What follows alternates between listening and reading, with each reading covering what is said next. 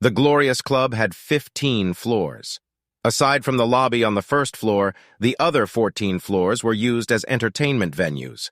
Amongst them, the 2nd to 10th floor contained private rooms with various sizes and styles. Even the private rooms for the ordinary classic members were also extremely luxurious, not to mention the private rooms meant for the VIP Gold members. Those private rooms were simply befitting of a king. As for the 11th to the 14th floor, there were swimming pools, a sky garden, as well as fitness and entertainment facilities for the members to use. Among all of the floors, the 15th floor was the most luxurious. As they arrived on the 15th floor, Charlie could sense the extreme luxury around him as soon as he stepped out of the elevator. The decoration and design for this floor was simply magnificent, and every single corner of the floor was extremely luxurious and elegant. There was basically nothing wrong with the feng shui and design of the entire floor. As Warnia walked beside Charlie, she continued introducing the 15th floor to him. "Mr. Wade, this is the most luxurious floor in the entire club. It's also equipped with a semi-outdoor infinity pool, a presidential suite, and a private dining room. If you want to listen to music, we can even host a small concert here. Mr. Wade, if there are any singers you fancy, I can hire them to come here and personally sing for you on the 15th floor." After that, Warnia quickly added, "By the way, I heard that a very famous girl group will be coming to Oris Hill for a concert. One of their members has been very popular recently, and she has even been named as one of the most popular artists in the entertainment industry now. The Song family happens to be one of their sponsors. If you're interested." Charlie smiled slightly before he waved his hand and said, "Forget it. I'm not really interested in the entertainment industry." Warnia nodded before she said, "Yes, the entertainment industry is indeed a little messy and complicated. If you like some other top singers, I can also invite them here to sing for you." Charlie smiled and said, "Okay, I'll definitely let you know if I have the need." "Okay."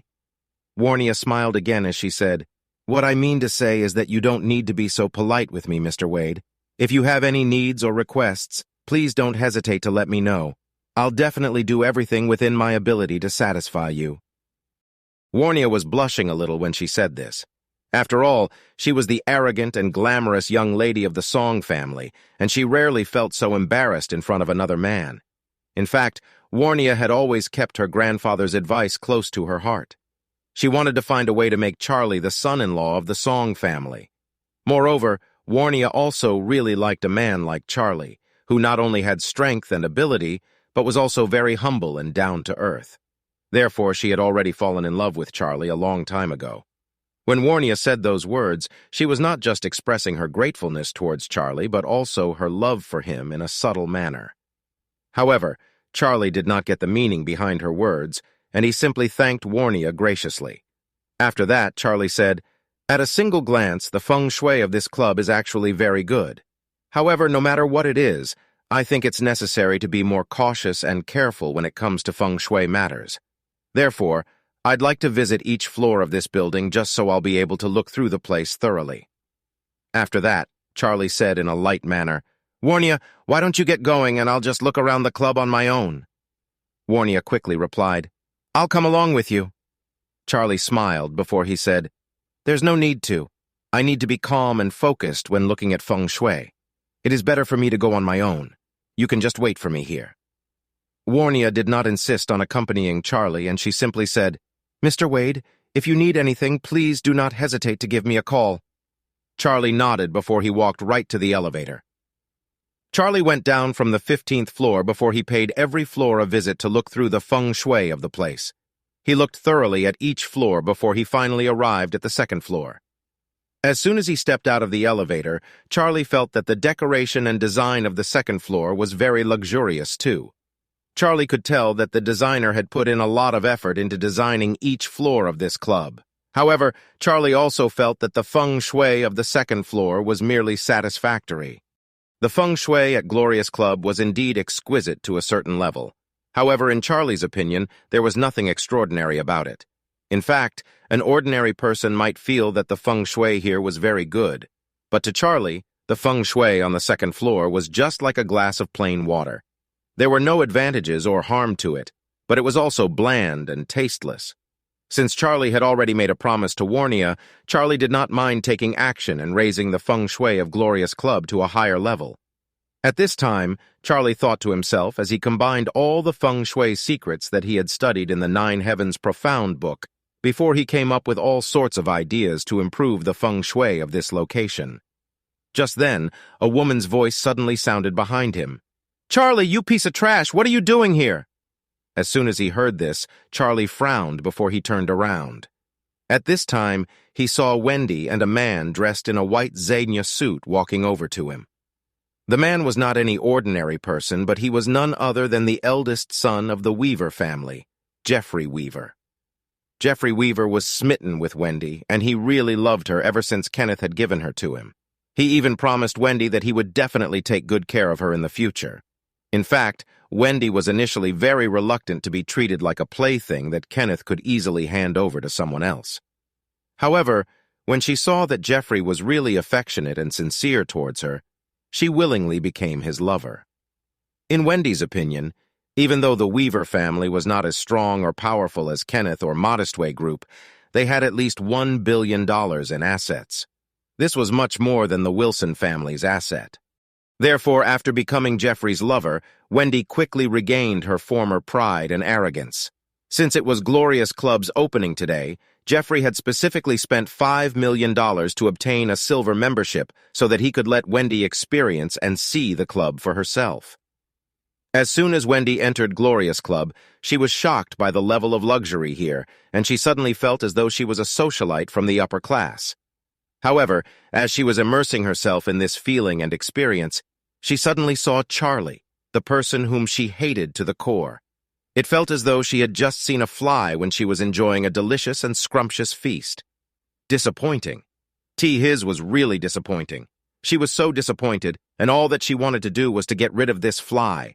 Otherwise, he would definitely destroy her experience of enjoying her luxurious feast. Of course, it would be even better if she could swat this fly to death. When Jeffrey saw Wendy firing a cannon at this young man who was dressed in casual clothing, he tightened his arm around her waist as he asked in a curious manner, "Wendy, is this Charlie, the stinky son-in-law of the Wilson family that you were talking about?" "Yes, it's him," Wendy said as she gritted her teeth. After that, she glared at Charlie before she said, "This man here has been known as a notorious waste ever since he was in college. I really didn't expect him to be able to step into the Glorious Club." As Jeffrey had been lingering around Wendy for the past few days, he had heard her mentioning some of the history of the Wilson family, and he also knew how much she hated Charlie. Therefore, since Wendy had just decided to become his lover, he wanted to please her even more, so she would willingly stay by his side and remain loyal to him. Jeffrey looked at Charlie before he sneered and said, "Young man, is Glorious Club a place where you can come and go as you please?" Charlie had a cold expression on his face as he replied, "And why can't I be here if I want to?" "Why can't you be here?" Jeffrey grinned before he replied, "Because you aren't worthy." Charlie laughed out loud upon Jeffrey's remark. He was not agitated by it, but instead, he looked at him with a calm smile and asked, "So, tell me, why do you feel that I don't belong here?" Jeffrey glared back at him in a pompous look and snorted, "Huh? Do you really need me to tell you that? Of course you don't belong here. Look at your disheveled clothes. Fuck, you look even worse than those valet parking boys." Charlie chuckled. "What I wear is my choice.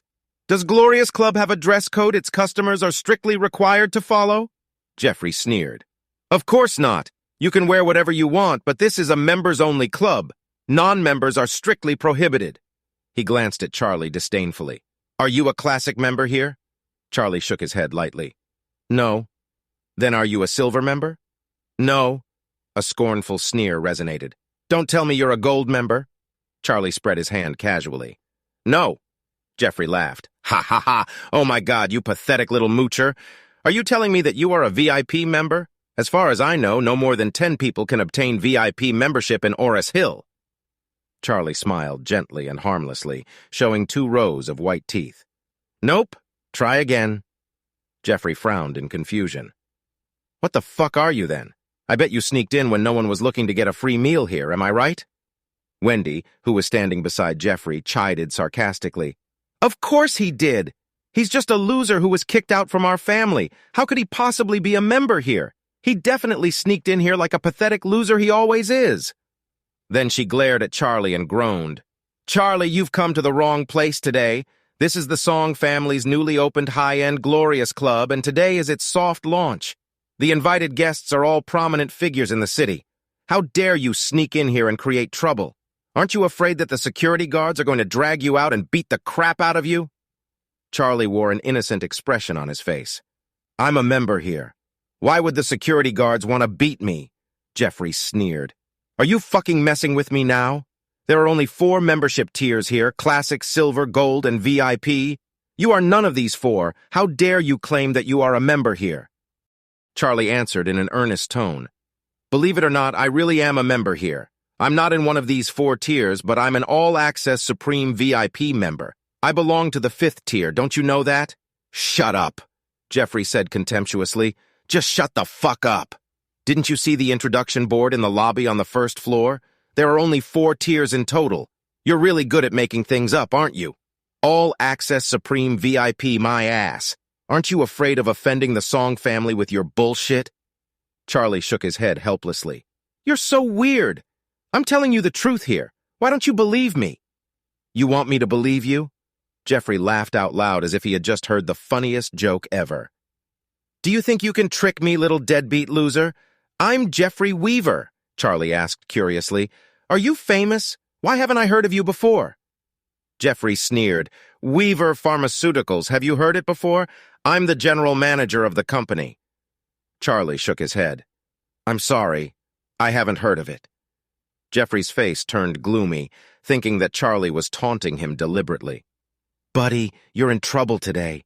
You barge into this place although you're not even a member and claim that you're a what Supreme VIP member. Who the fuck gave you that name? You're such a big liar." Charlie shook his head again, took out his membership card, and said, "See for yourself, this is my membership card. It says All Access Supreme VIP, doesn't it?"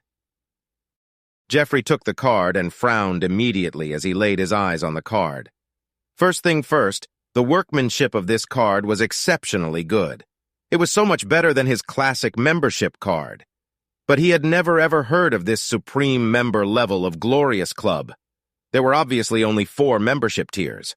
Jeffrey had an answer in his mind. Charlie had forged the card. Damn it, this stinky loser was so bold. How dare he forge the Song family's club's membership card? It was almost like he forged a bank check. So he crossed his arms pompously and snorted. "Buddy, you'd better apologize to me right now and get the hell out of here. Don't make me call Uncle Oscar, the Song family's butler. Do you know what kind of relationship I have with Uncle Oscar? He and my dad are buddies." Actually, Jeffrey's father had nothing to do with Uncle Oscar. They were from the same hometown and personally knew each other for a slightly longer time. Oscar had been working with the Song family for many years and earned reputable honor in the family. It could be said that other than the prominent figures in the Song family, he was the foreign member who had the most influential power and the highest honorable status in the family. In terms of status and honor, he was much stronger than the king of the underworld, Orville Hong. Orville's infamous reputation caused him to be feared and unlikable in the public. But Oscar was different. He was the representative of the Song family on many occasions. Hence, Jeffrey often talked about Oscar, assuming the majesty of his power to scare people. When Charlie heard that he knew Oscar, he giggled and said, "Oh, I forgot to tell you that Miss Warnia Song herself gave me the Supreme VIP card. Didn't you just ask who the fuck gave me the name? Lo and behold, it's Miss Song." "Fuck you," Jeffrey taunted. "Miss Song gave you the name. Do you really expect me to believe that shit? Do you think you can just brag like there's no tomorrow? Let me teach you a lesson, you little loser. Sometimes bragging can kill you. Do you know that?" Charlie asked curiously. "Why? Is it poisonous?" "Motherfucker," Jeffrey huffed dejectedly and cursed. "Do you think that's funny? You're being disrespectful to Miss Song. If she finds out, you're going to be so dead." Charlie chuckled. "I think you're the one being disrespectful to Miss Song." Wendy leaned towards Jeffrey and said, "Jeffrey, don't waste your time with this deadbeat loser. Just call the security guards over and tell them what he said just now. I bet the guards won't let him go so easily. Then call for Uncle Oscar and ask him to teach this loser a lesson. Destroy him so he loses his manhood forever. She assumed that Charlie must have something to do with Kenneth's impotency. He must have done something evil to Kenneth.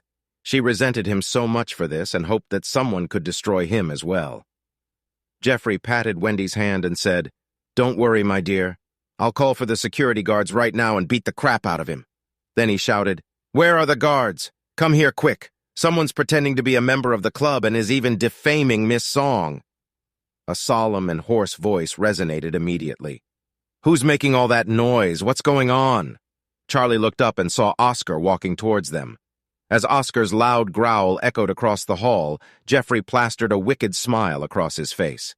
He looked at Charlie and mocked, "Uh-oh, Uncle Oscar is here. You're so dead, loser. Even the gods can't save you now."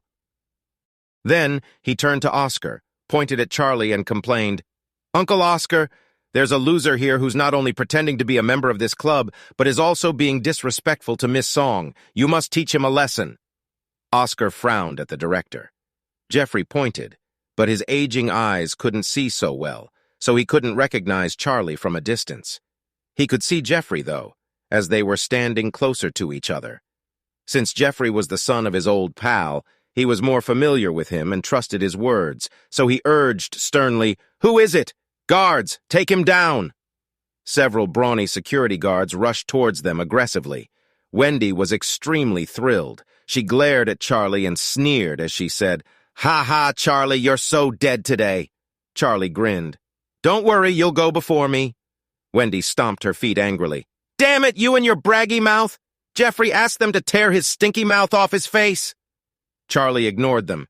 He turned to Oscar and shouted coldly, "Oscar Watts, you addle-pated twit! You're pretty powerful and brave, aren't you? Do you want to take me down?" Everyone was dumbfounded when he shouted. Wow, did he wish to die faster? How dare he call Oscar an addle-pated twit? They would just wait and see how Oscar would kill him next. Rumors had it that Oscar was very horrible when he was furious. Oscar hadn't been angry for many years. He would definitely be so pissed by the loser now. However, to everyone's surprise, Oscar shivered in fear at the sound of that voice. He could vaguely make out the voice to be Master Wade's, so he instinctively looked up and bumped into Master Wade, who was highly regarded even by Lord Song. He shuddered in shock upon the sight. All the fearsome temperament disappeared from his body. He bowed at Charlie graciously and said, "Master Wade, I didn't know it was you. I'm so sorry." Everyone froze like an ice statue at Oscar's unexpected reaction. What? What the hell was going on here? Why did the Honorable Oscar Watts apologize to Charlie the deadbeat loser? Before anyone could figure out what was going on, Charlie said coldly, "I heard that you're highly regarded in the Song family, but I think you shouldn't be on a higher level than Lord Song, right?" Charlie didn't plan to spare Oscar so easily, not caring if Oscar was innocent. He wanted to settle the score with him because Jeffrey had used Oscar's name to taunt him, claiming that his dad and Oscar were great buddies. Oscar would pay for it simply because of Jeffrey's ignorance. Hence, Jeffrey would be Oscar's target if Oscar was upset by Charlie's action. Oscar instantly knew that he was in trouble when Charlie mentioned Lord Song. Without another word, Oscar dropped to his knees in front of Charlie and said, his voice shuddering and pious, "Master Wade, please forgive me for anything I've done wrong. Please pinpoint my mistakes and I'll correct them immediately." Charlie nodded. He looked down at him, pointed to the bewildered Jeffrey, and asked, "That guy over there claimed that you're his father's best buddy, is it true?" Oscar glanced at Jeffrey and quickly said, "His father and I are from the same hometown. We can barely be regarded as acquaintances, but definitely not buddies." "Okay," Charlie nodded again and asked, "That kid and his slut have been using your name to insult me, threaten me, and even want to kill me. What's your take on it?" Oscar understood instantly. Charlie's resentment towards him was completely derived from Jeffrey the bastard. He growled at Jeffrey loudly, "Bastard! Come and apologize to Master Wade for what you did, you asshole!" Jeffrey blinked in astonishment, not understanding what was going on. What Master Wade? Why? How? He was just a deadbeat loser, wasn't he? Was Oscar out of his mind? Jeffrey blurted reflexively, "Uncle Oscar, that piece of shit is just a loser. Why do you kneel down to him? You're the representative of the Song family. Moreover, he defamed Miss Song. Punish him for that! The outraged Oscar shivered furiously. Did he literally ask him to punish Master Wade? Was he fucking crazy? In the upper class of the social society in Oris Hill, who was unaware of Master Wade's name and fame? Lord Song had recovered because of Master Wade's acupuncture and magical elixir. The entire Song family regarded Charlie as a godlike figure, paying him the utmost respect and graciousness. No matter how prestigious his status was in the family, he was still the servant in the family. If even the prominent figures in the Song family saw Master Wade as a deity, then he, as their servant, should pay him similar respect too. Lord Song, the head of the Moore family, had the following most spoken quote at home every day recently. "I wonder when my family can get Charlie, the real dragon on earth, to be under our wings. I can't wait to make him my grandson-in-law." Therefore, in Oscar's view, he saw Charlie higher than that of Lord Song. Now the ignorant bastard Jeffrey had gone on to say that he and his father were buddies and even offended Master Wade in the process. He was trying to kill him. Oscar stood up indignantly, slapped Jeffrey across the face, and urged the guards around him.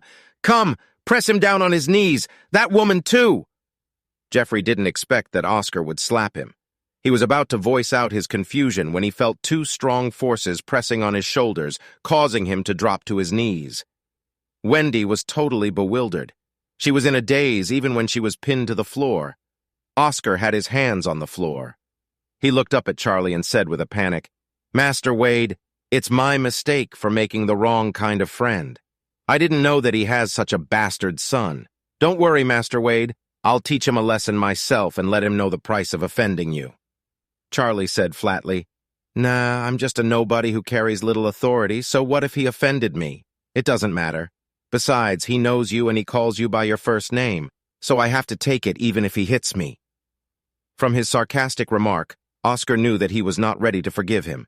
He knocked his head against the floor repetitively and pleaded, "Master Wade, please tell me what's bothering you. Please tell me what I can do to ease your anger.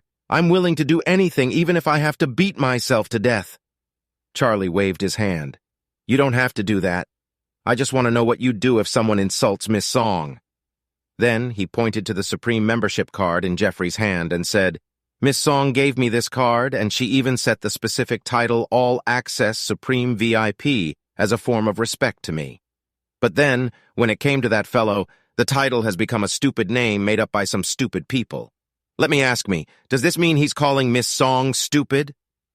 Oscar turned his furious gaze at Jeffrey and asked in a gloomy and murderous tone, "You little weaver boy, do you wish to die?" Jeffrey was so frightened by Oscar's murderous glare that he trembled in fear, but he cleared his throat and said, "Uncle Oscar, there isn't such a thing as a Supreme VIP member on the information board in the lobby on the first floor. He made it up. Don't be fooled by him." "That's right," Wendy sneered too, not knowing she was in the midst of big trouble. "I've never seen anyone so shameless and pompous in my life. He pretended to be a member, fabricated a membership tier, and even forged the membership card. He has no respect for the Song family." Wendy wanted to wipe Charlie off the grid so badly that she linked Charlie's behavior with humiliating the Song family together, so the Song family would not forget Charlie's wrongdoings. But she completely ignored the relationship between Charlie and the Song family.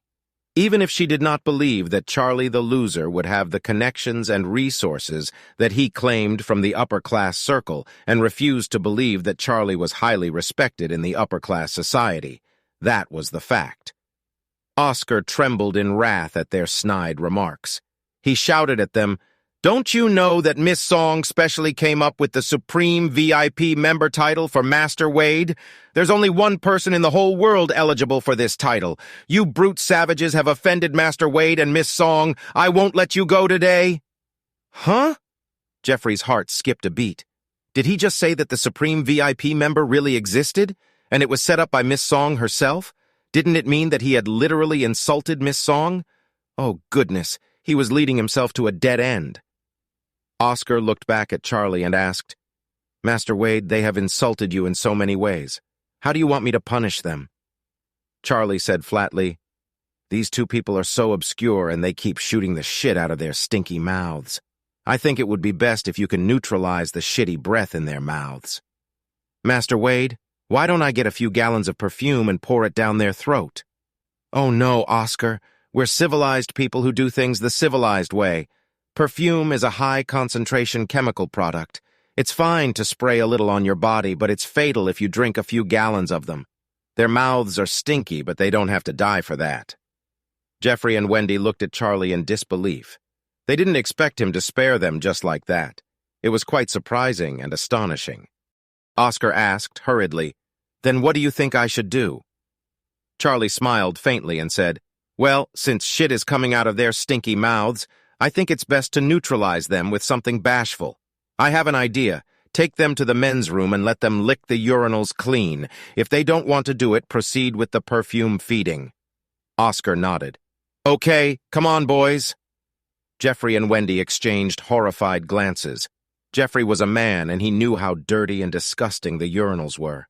He crawled to Oscar and pleaded, "Uncle Oscar, please, for my father's sake, please forgive me." Oscar said coldly, "Okay, if you don't want to do it, I'll ask my men to bring 10 kilos of concentrated perfume from the warehouse, 5 kilos for each of you. You can't leave until you finish drinking it."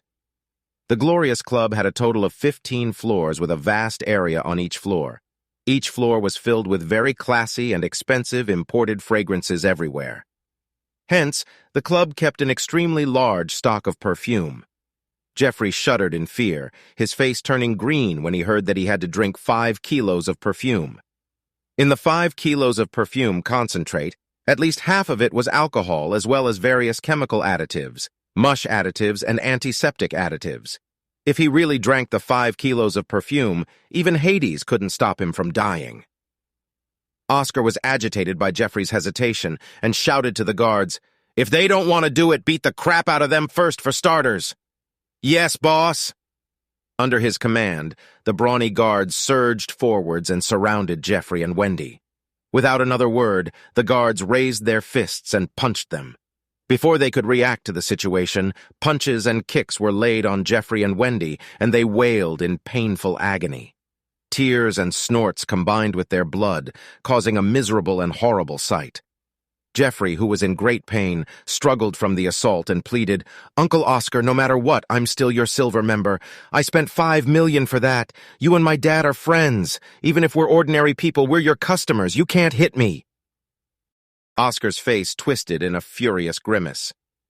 "Just because you're a member here, that doesn't mean you can provoke our supreme VIP member. Let me tell you something. The entire Song family pays the utmost respect to Master Wade, but you offended him. Who do you think you are, you little piece of shit? I'll refund you your membership fee tomorrow, but from now on, you'll be permanently prohibited from entering Glorious Club." Jeffrey's eyes were as red as a tomato, and he nearly went crazy by Oscar's remark. He signed up as the silver member with his money. How could they cancel his membership just like that? But he didn't dare argue with Oscar now.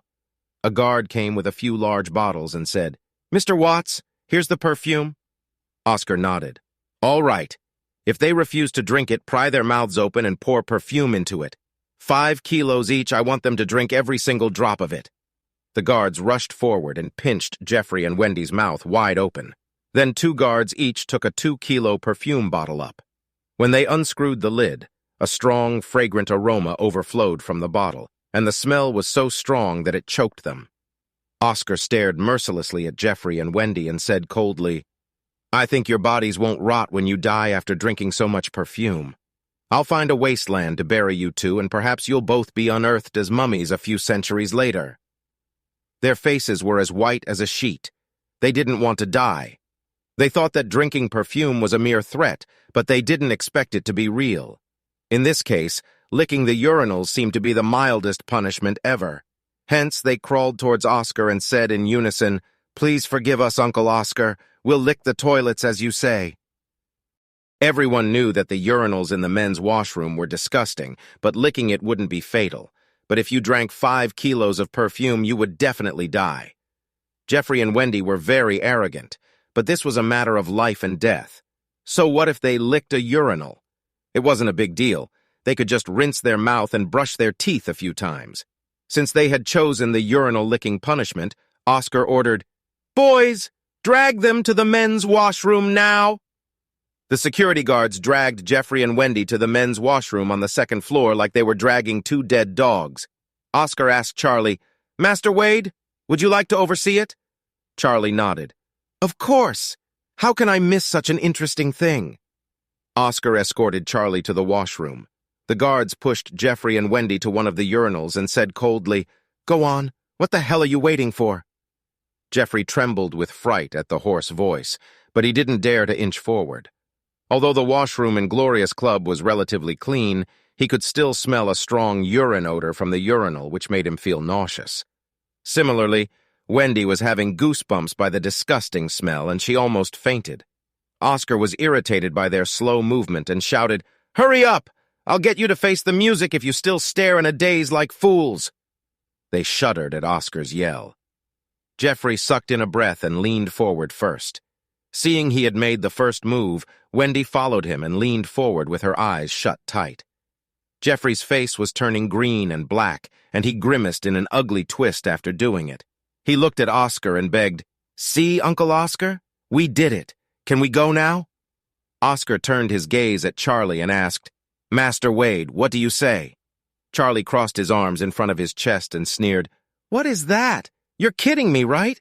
What a joke!" "Master Wade, what do you mean by that?" Charlie pointed to the inside the urinal and said, "There, you guys can split the job in half, fair and square." Everyone in the scene was stunned. Master Wade was relentless. Jeffrey collapsed on the floor, dumbstruck. Wendy cried out loud and begged Charlie on her knees. "Charlie, please, you're my cousin-in-law. I'm sorry for being ignorant and childish. Could you please forgive me? Please." Jeffrey rubbed his hands together and pleaded, "Please, Master Wade, give us some mercy. Please spare us." Charlie nodded. "I'm giving you mercy. I'll let you go as soon as you finish the 8 urinals inside here." Jeffrey's face twisted in a bewildered grimace, tears drenching his cheeks. "Master Wade, there's too many. Besides, one is so big and no one can stand this." "Oh, you can't stand it?" Charlie chuckled and said to Oscar, "Call Orville and take these 2 to his dog-fighting ring, chop them up and feed the dogs like what we did to Mr. Leonard." Oscar nodded immediately. "Yes, Master Wade." The other day, the fraudulent feng shui master from Hong Kong, Mr. Leonard, was exposed because he had deceived Miss Song and was thrown into the dog-fighting ring by Orville. Orville was quite an expert in doing this kind of thing. He was already familiar with it. Jeffrey and Wendy were frightened by Charlie's threat. There was no room for them to bargain. They had to accept their fate. Jeffrey blurted for the sake of his life, "Okay, I'll do it, I'll do it." Then he instantly rushed towards the urinal. Wendy wailed, her tears flowing down her cheeks like rivers. This was the worst humiliation she had suffered in her life, and it was also the worst torment. Charlie didn't want to stay here to watch their licking skill. He said to Oscar, "Remember, you must make sure that they clean all of it before letting them go." Oscar nodded. "No problem, Master Wade. I'll watch them myself." Charlie turned around and walked towards the exclusive elevator. Oscar followed behind him closely to escort him away. Before Charlie went into the elevator, Oscar said nervously, "Master Wade, I'm very sorry for what happened earlier. It is my mistake. I hope you can forgive me." Charlie said flatly, "Keep your eyes on them. I'll let it go as long as they clean the urinals up nicely." Oscar nodded frantically. "Don't worry, Master Wade. I'll watch them like a hawk, and if they fail, I'll screw them over." Then he started again hesitantly.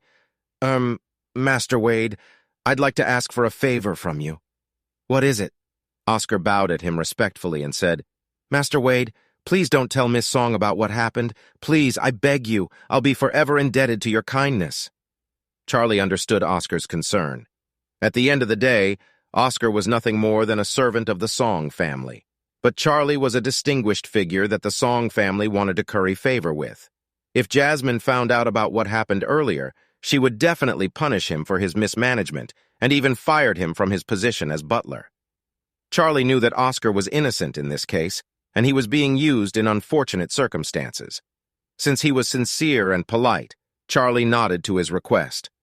"Okay, I'll do you the favor. Cut all ties with that sort of person, otherwise I won't be so gracious." "Okay, no worries, Master Wade. I will draw a clear line with that kind of person in the future. I'll even break my own leg if it happens again." Charlie nodded and waved his hand. "Okay, go now." "Thank you, Master Wade."